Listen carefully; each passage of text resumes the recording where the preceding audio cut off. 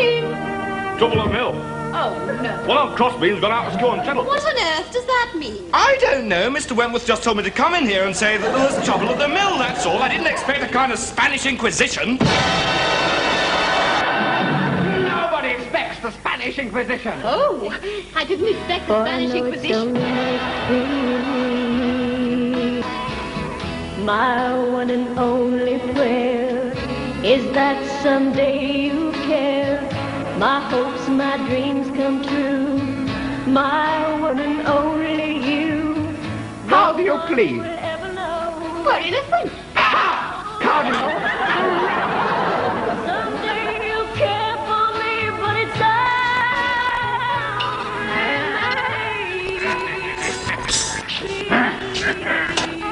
Confess the heinous sin of heresy. Reject the works of the other. 2 last chances.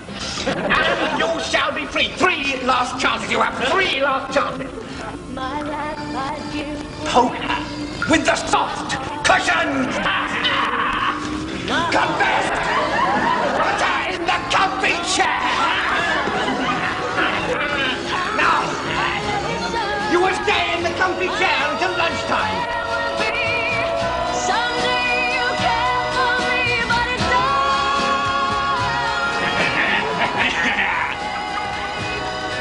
Confess! Confess! Confess! I confess! Not you!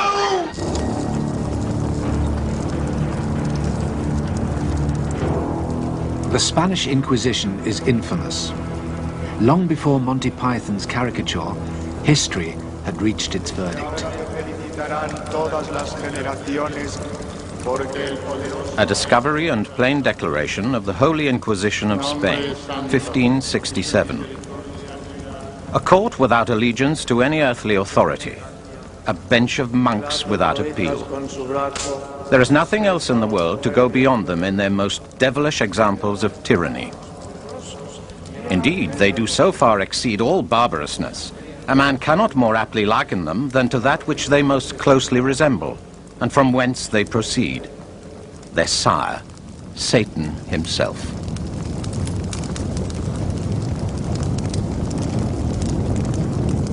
Four centuries of condemnation have made the Spanish Inquisition a byword for cruelty, terror, and tyranny. But this image is false, a distortion disseminated 400 years ago and accepted ever since. Now a new generation of historians is looking at the Inquisition afresh. Every one of the cases that came before the Spanish Inquisition during its 350-year history had its own file. These files, gathered together from sources such as this library in Salamanca, are being properly studied for the first time. I think our views of the Inquisition have been changed largely by the opening up of the archives of the Inquisition. They had everything on tape, as it were, hidden away in their archives. And we can go there, calculate, put it all on computer, and arrive at very firm statistics about its activity. And so all of this has opened wide the debate about the Inquisition, and has also demolished totally the previous image, which all of us had. The files are detailed and exhaustive. The Inquisition kept its activities secret from the outside world, but its clerks wrote down every detail in the confidence that their records were for the eyes of the Inquisition only. The huge task of sifting this material, previously scattered throughout Spain, daunted earlier generations. Systematic analysis is only just beginning, but already a very different version of the Spanish Inquisition can be brought to light. The Spain that gave birth to the Inquisition in the 15th century was barren and isolated on the fringe of Europe, half of its land unproductive, half barely sustaining a meager living, a monotonous, burning plain.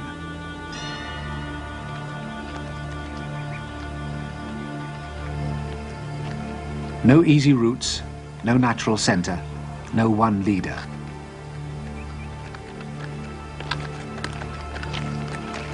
Spaniards could only dream of Hispania, the country that had been united during the days of the Roman conquest. All that was to change.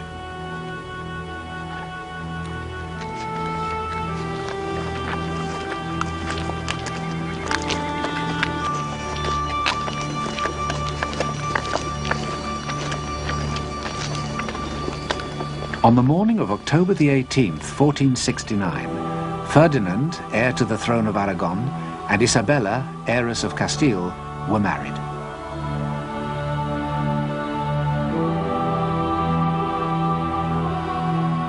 Their wedding ended centuries of rivalry between the two Spanish kingdoms and would unite the country. Spain, for so long merely a name on the map, had become a historical fact. The itinerant royal court often convened in the city of Avila, here at the monastery of Santo Tomas, its facade triumphantly incorporating an H for the reunified Hispania. But for Ferdinand and Isabella, there could be no political unity without religious unity. They were called the Catholic kings and vowed to rule a Catholic Spain. Pressure was exerted on Spain's large Jewish population to convert. Many did. But traditional Christians were suspicious that these conversos were practicing their former religion in secret.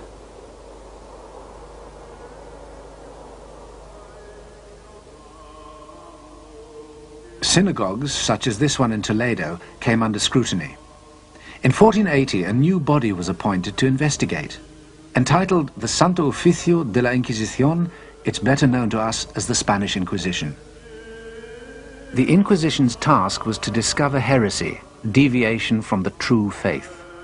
Conversos accused of continued Jewish worship could be burnt at the stake. The Inquisition had begun, but the myth had yet to be created. For while these years between 1480 and 1510 were by far the most active in the entire history of the Inquisition, the rest of Europe did not hurry to condemn it. Tenemos noticias muy precisas de embajadores italianos, el embajador de Venecia, el embajador de Francia, el embajador de Florencia, que escriben a los reyes católicos felicitándoles, naturalmente, porque ya, por fin, las tierras de Iberia son tierras de cristiandad. The truth is that at its height, the Inquisition was applauded by the rest of Europe for its persecution of Spain's converted Jews. A new age of Christian unity was said to be dawning. It didn't last. In 1517, the Church was split in two by the Reformation. It was the enormous power and wealth of the Church that the Protestant reformers made their target. A power and wealth still on display every year in Spain's religious capital, Toledo.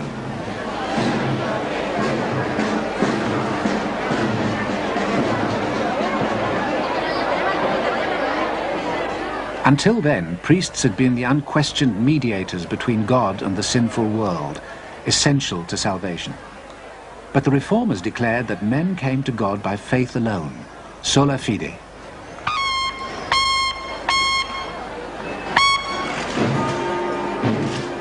In turmoil, the Church went on the offensive. The Church's champion, defender of the faith, was Charles V, the Holy Roman Emperor. As leader of the Habsburg dynasty, he also commanded the most powerful armies in Europe.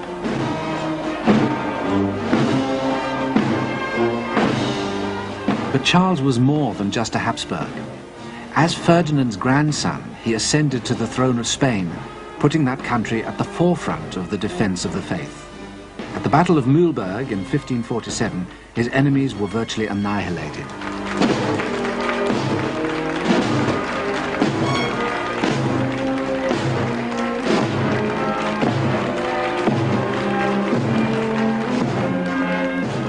Routed on the battlefield, the reformers attacked elsewhere.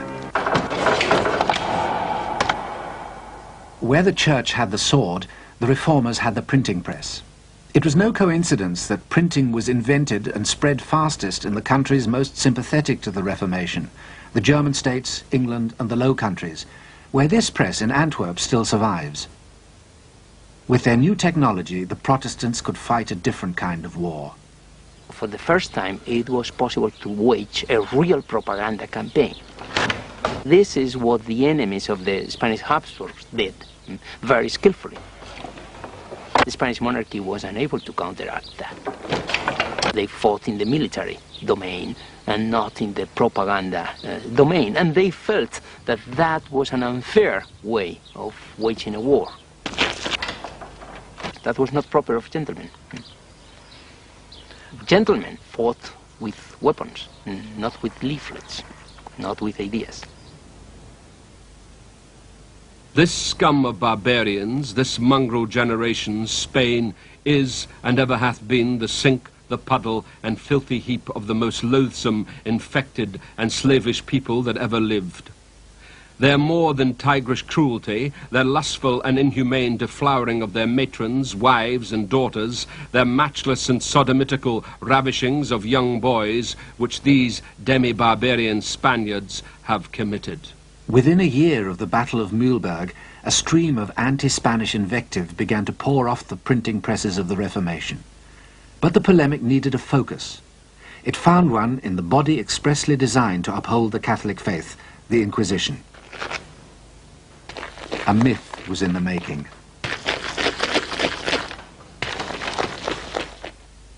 All the different accusations came together in this document, a discovery and plain declaration of sundry subtle practices of the Holy Inquisition of Spain, printed in 1567. Within the year, it was translated into English, French, Dutch, and German. Its author, masquerading as a Protestant victim of the Inquisition, wrote under the pseudonym Montanus.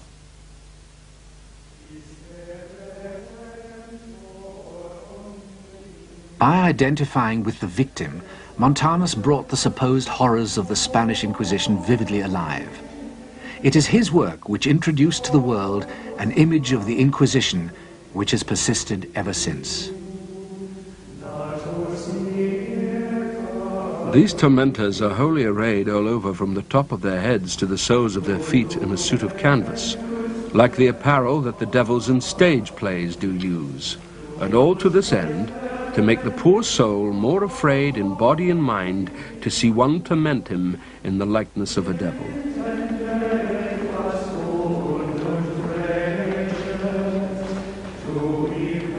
Montanus contributed decisively to what became known as the Black Legend. The Black Legend is the name given by the Spaniards to the image created by their enemies, according to which they were greedy, cruel, tyrannical, and especially intolerant in religious terms. And of course, the role played by the Inquisition, especially in intolerance, was crucial. The Inquisition was the cornerstone of this construction.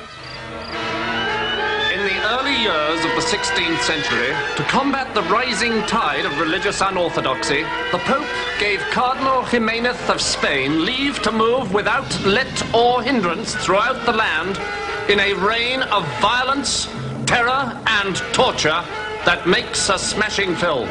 This was the Spanish Inquisition. Es un experto en derecho y forma parte del conjunto de la administración. Lo del clérigo fanático no es más que producto naturalmente de muchas interpretaciones un tanto sesgadas de la propia historia de la Inquisición, claro. There were career men who didn't even have to be priests. In the early period of the Inquisition, we have examples of some inquisitors who were not even priests. They were simply lawyers trained at the university. And then they would use the Inquisition merely as a career which could be a stepping stone maybe to another career. This more humdrum reality can be seen in early illustrations of the Inquisition at work. But bureaucrats make boring copy. Montanus' version relied on the Gothic drama of hooded fiends. It was not enough for the Inquisitor to be portrayed as a religious fanatic. He had to have a further interest: torture.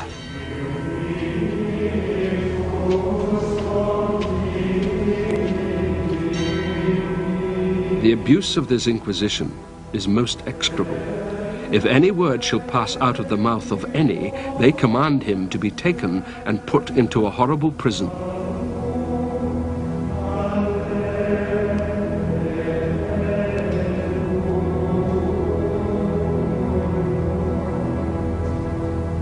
Add to the horrors of the prison the injuries, threats, whippings and scourgings, irons, tortures and racks which they there endure.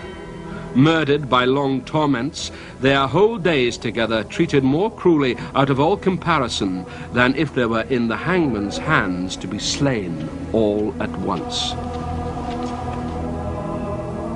Montanus associated the Inquisition forever with the horrors of the torture chamber. In time, even these stories of repeated cruelty began to pall. The propagandists turned to stories of more ingenious sadism. One of them surpassed the others in fiendish ingenuity. Its exterior was a large doll, having the appearance of a beautiful woman. A semicircle was drawn around her, and the person who passed over this fatal mark touched a spring, which caused the diabolical engine to open. It immediately clasped him, and 1,000 knives cut him in as many pieces. In fact, the Inquisition uses torture very infrequently. In Valencia, for example, I found that out of over 7,000 cases, only 2% experienced any torture at all, and usually for no more than 15 minutes, and less than 1% suffered repeated torture, in other words, more than once. I found no one suffering torture more than twice. We find, comparing the Inquisition, merely within Spain with other tribunals, that the Inquisition used torture less than other tribunals. And if we compare the Inquisition with tribunals in other countries, we find that the Inquisition has a virtually clean record in respect to torture. During the same period in the rest of Europe, vicious punishments could be prescribed for an enormous number of different offences. In England, you could be executed for damaging shrubs in public gardens. If you returned to Germany from banishment, you could have your eyes gouged out.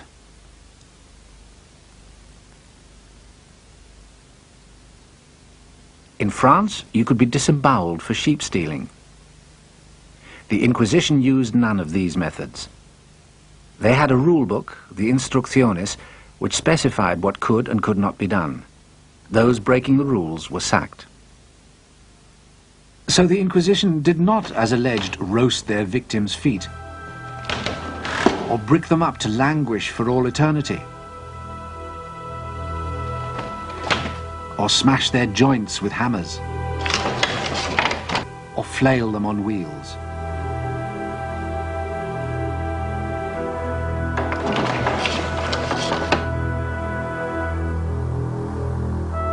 They never used the Iron Maiden. This Iron Maiden, one of only a few examples to survive, was built in Germany. The Inquisitors didn't ravish their female victims, although a rich and undeniably popular tradition suggests that they did.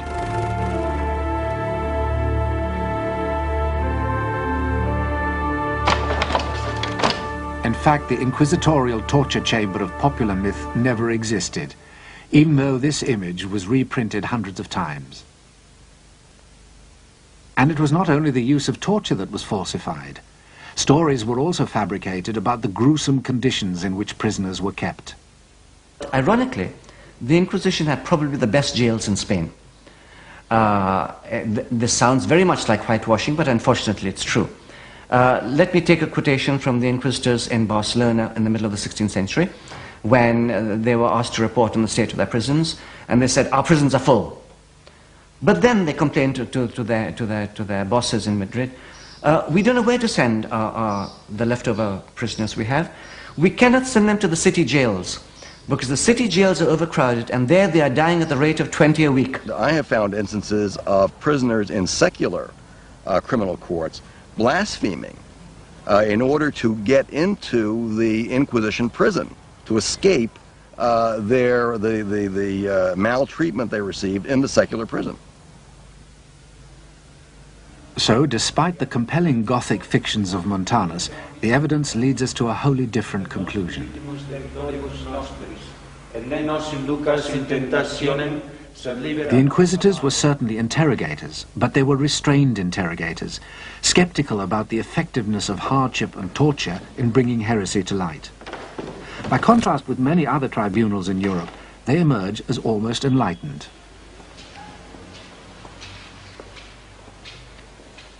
El caso más singular, por ejemplo, es el caso de la brujería.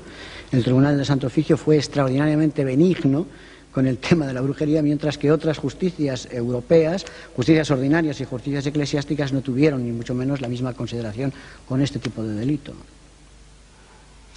Proclama mi alma la grandeza del Señor.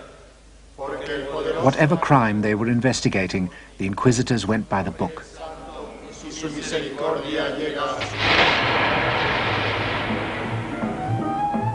The persecution of witches was a frenzy that swept through Europe for 300 years, between 1450 and 1750. At the merest accusations of a fantastical offence, sleeping with the devil or bearing his children, women were brutally tortured or burnt at the stake. The depravity of their alleged crimes was cited to justify this brutal response.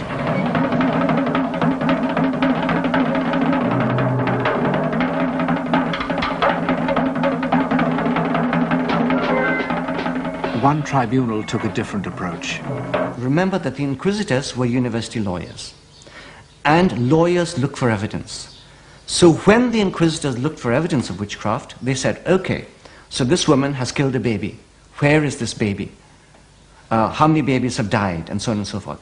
And as they went through looking for the evidence, they found no evidence because, of course, witchcraft was, we may presume, an imaginary offense.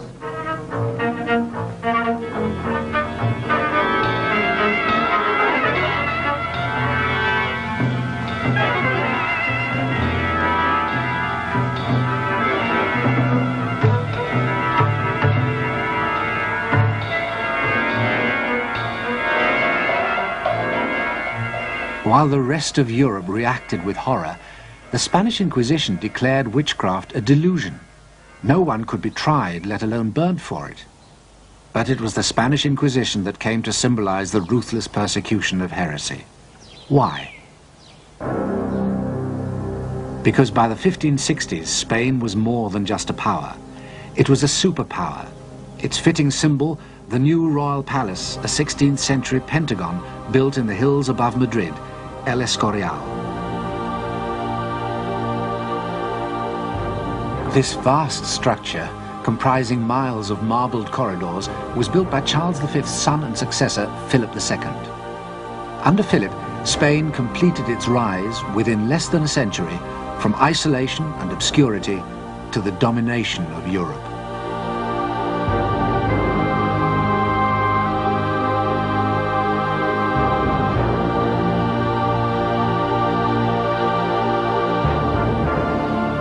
Philip was at the pinnacle of earthly power, but like his father Charles, he had a higher loyalty. Before suffering the slightest damage to religion and the service of God, I would lose all my estates and 100 lives if I had them, because I do not wish nor do I desire to be the ruler of heretics.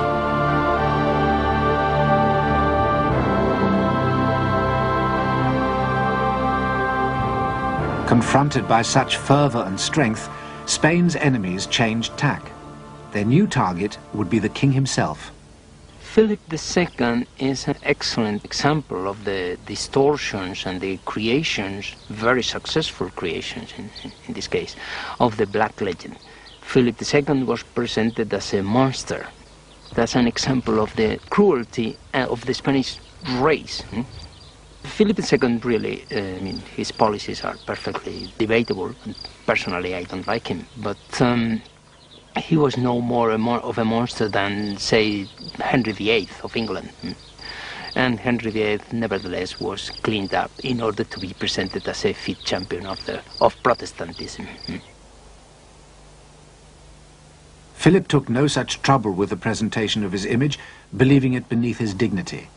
He paid dearly for it. In 1568, the year after Montanus was published, a chance incident played into the propagandist's hands. The king's son, Don Carlos, died suddenly. Suspicion lighted on Philip, and it was claimed that he had not acted alone. Among the aspects of the Black Legend, which became very current in the 16th century onwards, was that the Inquisition had encouraged the King of Spain, Philip II, to kill his own son, to execute his own son, for reasons which the king knew best and which the inquisitors knew best. For this legend, of course, there's absolutely no evidence whatsoever, or to be even more firm, it is totally false, totally unsubstantiated. His son and heir, Don Carlos, was an insane, very problematic teenager who died in an accident. But Don Carlos became something like a champion of freedom, and he was the protagonist of many plays and dramas and novels in the 17th and 18th century, the most famous of which was by Schiller, later converted into a beautiful opera, by the way, by Giuseppe Verdi.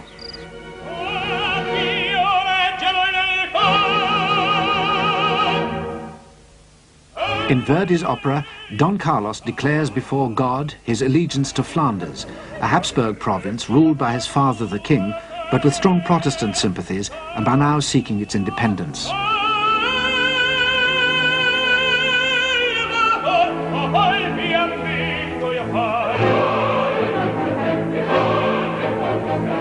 Defying his monstrous father, Don Carlos is portrayed as a heroic symbol of resistance, his mission to defeat the forces of repression.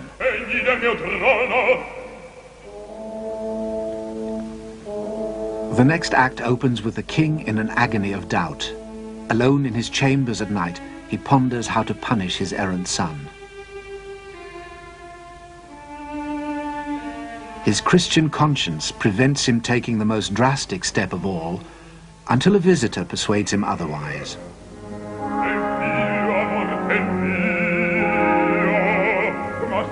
The Grand Inquisitor, portrayed as an old blind man, listens as the king pours out his anguish. Then, through his uncompromising arguments, the Inquisitor gradually overcomes the king's reluctance and persuades him to kill his son.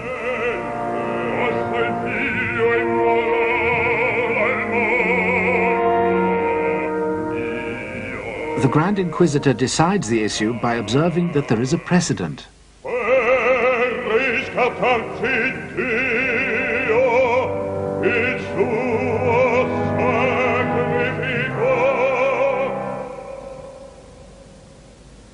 The opera is fiction from start to finish, and the most influential distortion concerns the Inquisition, which can come and go as it pleases here in Philip's private quarters at El Escorial, a malign spectral presence feared even by the king, and manipulating affairs of state from behind his throne.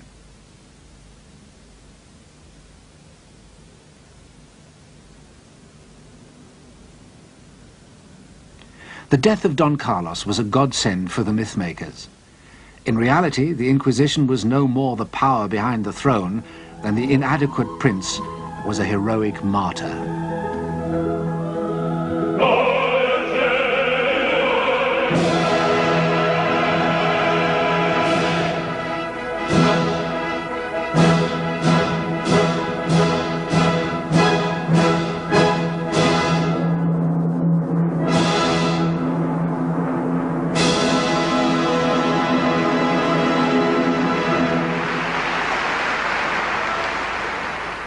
It was not that the Inquisition was without influence.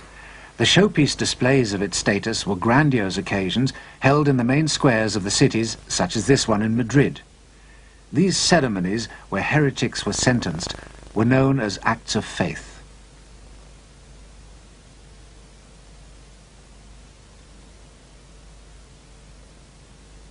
Present were the competing power brokers, other church authorities, secular institutions, and the aristocracy. All of these other institutions are powerful. They all have the ear of the king. They are competing and conflicting institutions. So the Inquisition has to operate within that framework. Its power, therefore, is constantly being curbed and opposed by the representatives of other institutions, equally powerful. It's still possible to capture a sense of the many different power blocks then competing in Spanish society during the Corpus Christi parade in Toledo. Every one of the city's medieval guilds has its own special place in the procession and its own distinctive regalia.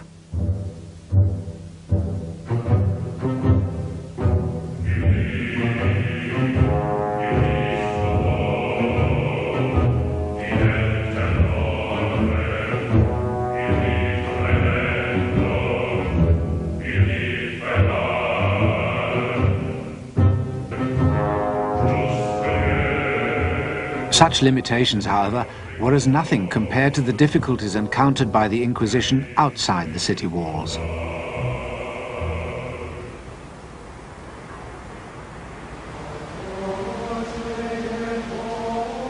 In 16th century Spain, 4 out of every 5 inhabitants lived in the countryside. The Inquisition was divided into 20 tribunals. Each of them had to cover thousands of square miles.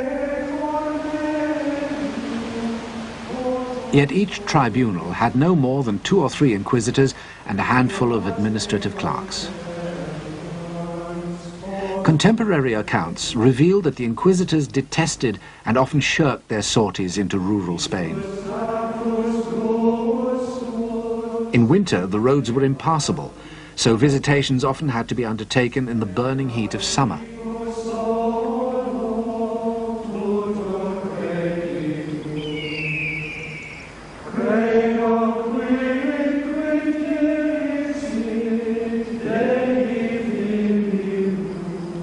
A letter from a village priest in 1562 is typical.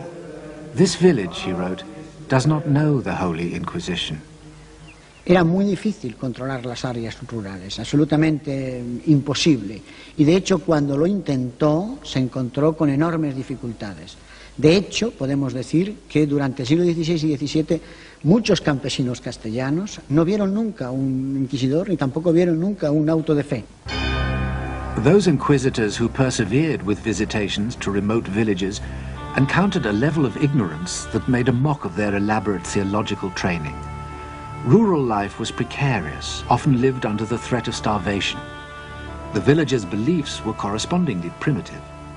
Their only religious certainty was that death awaited them, and after death, damnation, where their punishment would be ingenious and eternal.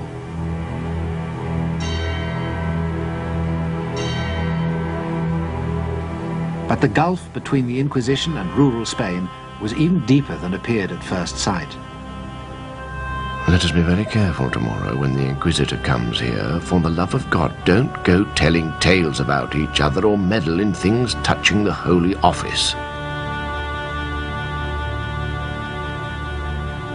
A parish priest's warning betrays the Inquisition's real problem. Their investigations simply met with a wall of silence. They were alleged to have developed a network of spies to breach it, the familiares. This is another element that has been greatly misunderstood. The familiares were certainly not a network of spies. They were rather lay individuals who had volunteered to assist the Holy Office in many areas, particularly simply by accompanying prisoners from outlying areas.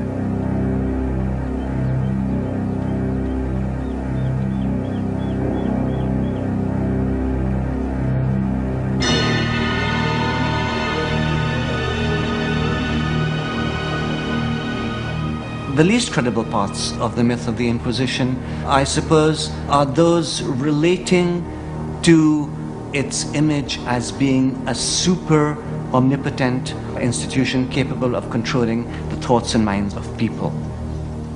These inquisitors had no power to control society in the way that many historians have imagined that they had. They had no power, they had no function, they didn't have the tools to do the job. And we, in falsifying the image, have given them the tools which have never existed. Powerless in the country, overshadowed in the city, the real Inquisition is scarcely recognizable from its myth. But it is Verdi's vision which persists of an Inquisition which can command a king and force a subject people to kneel in fear before it.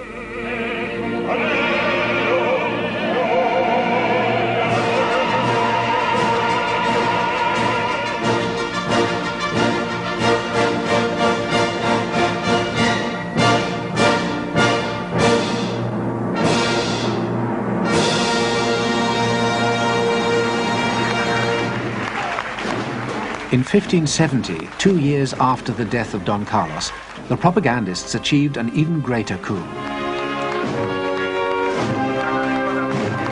The Spanish armies occupying much of Europe were alleged to be paving the way for the introduction of the Spanish Inquisition.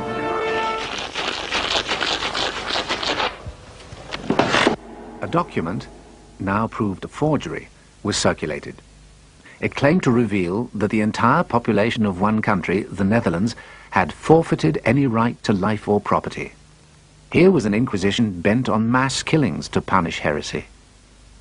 It's when we look at the figures for executions, only dealing with executions as distinct from the psychological impact of the Inquisition, that we come up against a very remarkable fact, namely that in 16th century Spain, and dealing only in terms of Protestant heresy, fewer people died for heresy in Spain than in any other Western country.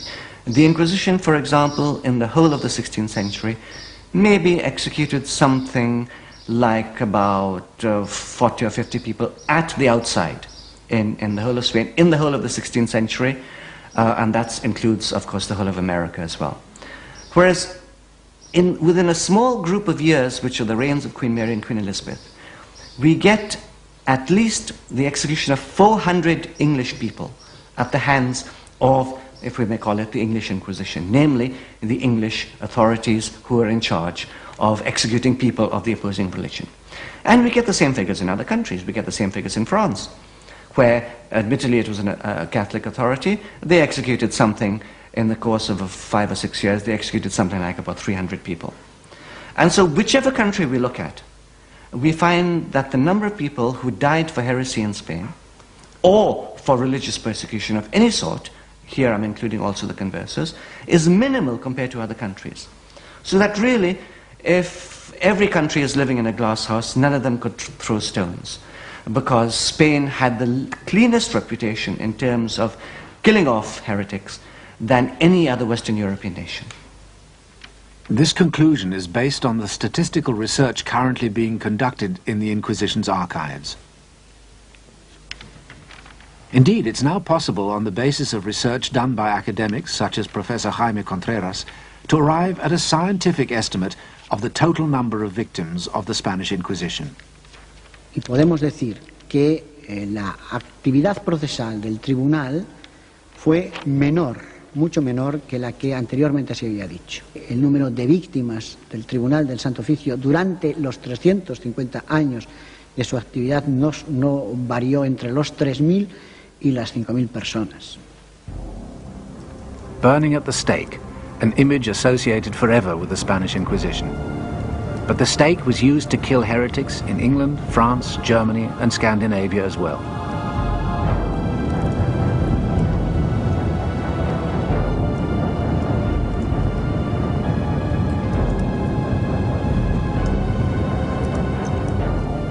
Across the whole sweep of early modern Europe, heresy was hunted down and punished. But the virulence with which the other countries of Europe approached their task of burning heretics is a story seldom told.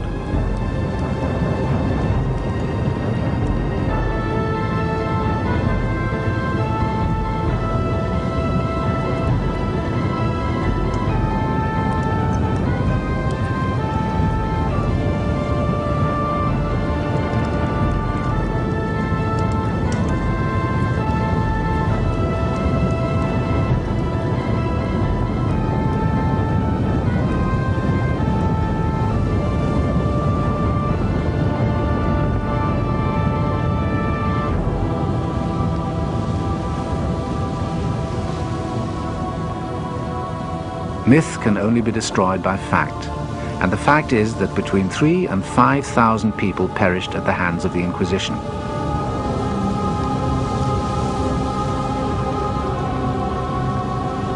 During that same period, as many as 150,000 witches alone were burnt at the stake for heresy in the rest of Europe.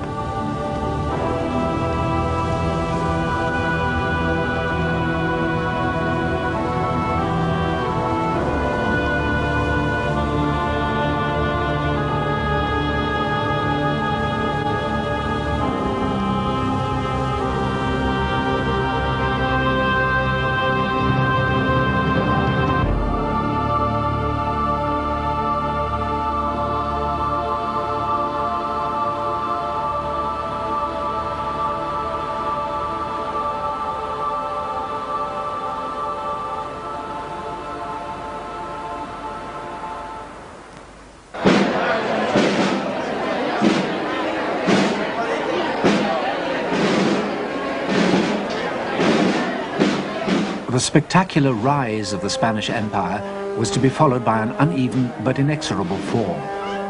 In the 17th century, the flow of gold and silver from the Americas, which had funded the empire, slowed to a trickle. The state plunged repeatedly into bankruptcy, and the Spanish territories in Europe were relinquished one by one.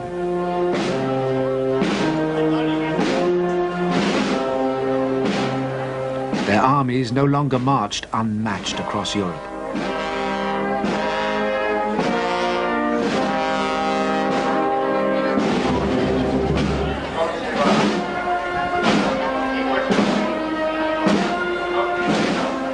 If Spain's power had been responsible for the myth of the Inquisition in the first place, it might be thought that the myth would disappear as Spain reverted to obscurity. But it didn't. Instead, the Inquisition, a versatile scapegoat, was promptly blamed for Spain's decline as a land as well.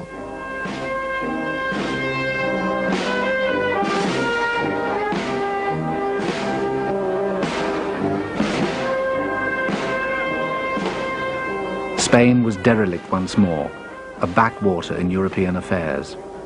And by the 18th century, the Inquisition too was enfeebled, dedicating itself to such heresies as drunkenness and swearing in church. Its career was over, but its myth was indestructible.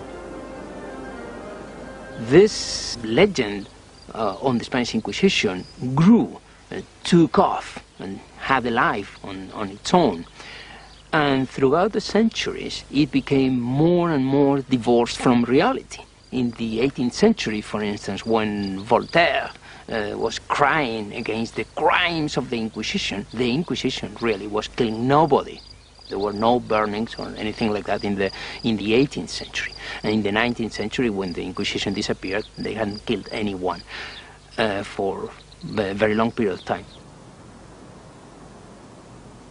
The Inquisition was eventually wound up in this backstreet of Madrid. Yet its supposed horrors were being more vividly presented than ever. The Spanish painter Goya depicted its abuses to satirize the corrupt Spanish government of his day.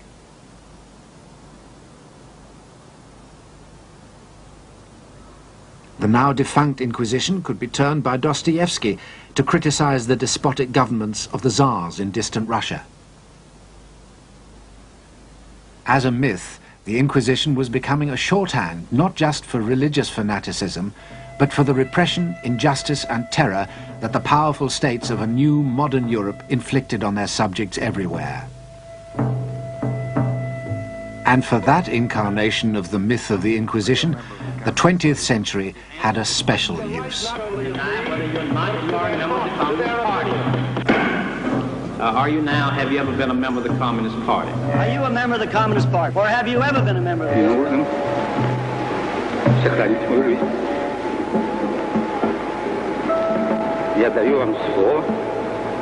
I ask you again, are you now, or have you ever been a member of the Communist Party? Do you refuse to answer whether or not you are now, have ever been a member of the Communist Party? You can answer the question, yes or no. Get rid of this thought. Rid of it. Quickly, before it's too late. That is not the question. Double think. Practice it. The party says the earth is flat. True. That's true. Can be controlled.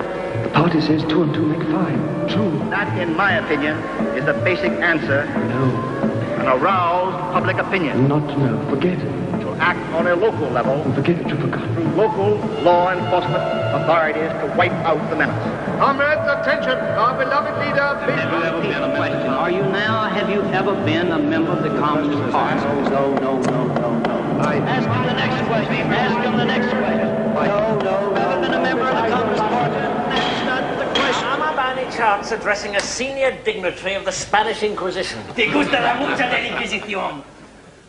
Good. Because if I am, I wish to make it quite clear that I am prepared to tell you absolutely anything.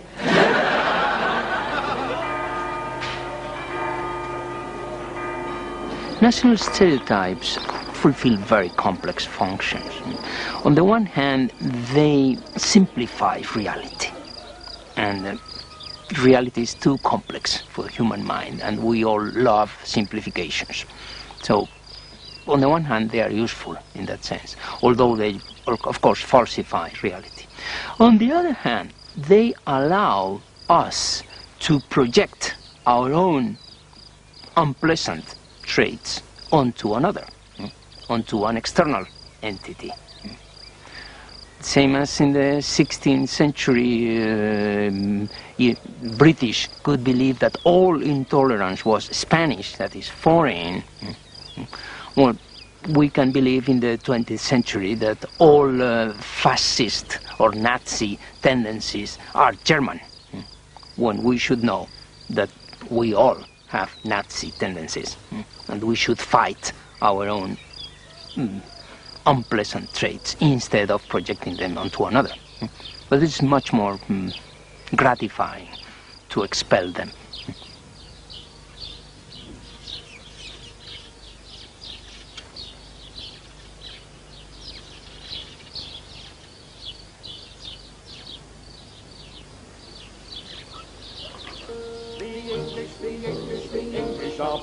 I wouldn't give tuppence for all of the rest. And crossing the channel, one cannot say much for the French or the Spanish, the Danish or Dutch. The Germans are German, the Russians are red, and the Greeks and Italians eat garlic in bed. The English are moral, the English are good, and clever and modest and misunderstood. And all the world over, each nation's the same. They've simply no notion of playing the game. They argue with umpires, they cheer when they've won, and they practice beforehand, which ruins the fun. The English, the English, the English are best, so up with the English and down with the rest.